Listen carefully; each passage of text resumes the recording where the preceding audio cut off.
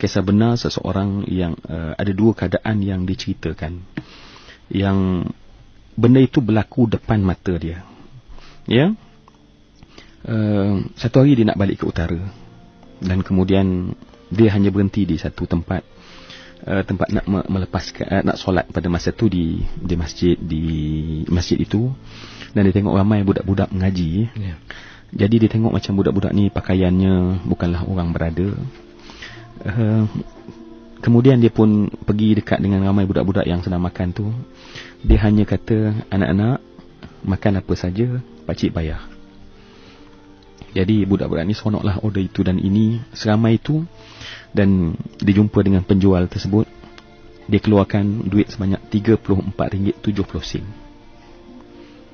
Maknanya budak-budak makan dengan begitu seronok, berlari balik ke kelas, dan kemudian salam, cium tangan dia dalam perasaan yang penuh gembira.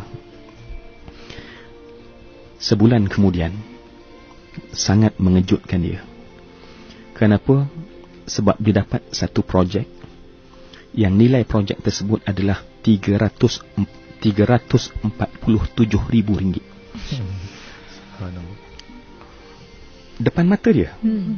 Dan dia kata bila dia dapat jumlah projek tersebut, sebab dia ingat RM34.70 itu, dia ingat kenapa? Sebab sikitnya aku bagi, ramai ni budak boleh makan.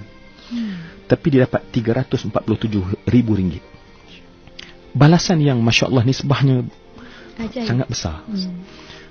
Dan dia juga menceritakan, yang ni saya rasa Masya Allah ya, ialah bisnes mungkin meneroka. Orang bisnes ni kadang-kadang disimpan modal, simpan ya, untuk insurans, bond dan segala macam.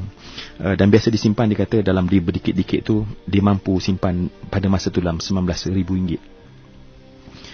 Dan RM19,000 ni lah yang bagi orang bisnes cagaran lah, kalau ada benda mungkin nak gear fixed deposit pun, apa pun istilahnya ya.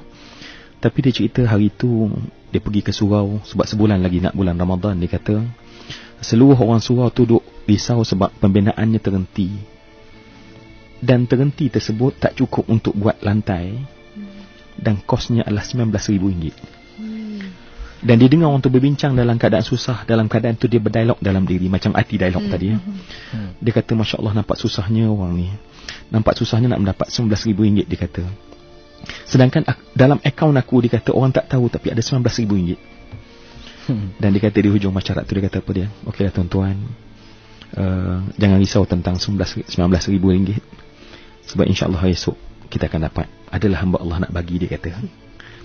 Dan kemudian dia hari esok terus ke bank, dia keluarkan hanya tinggal RM10 je, balance yang untuk to make sure that yang wajib lah. yang tinggal wajib dalam akaun itu. RM19,000 dia bagikan.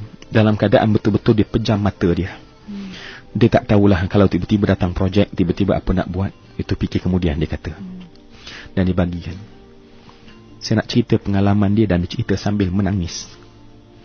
Sebulan kemudian, sebab sebelum tu dia dah masuk satu projek dan tender terbuka.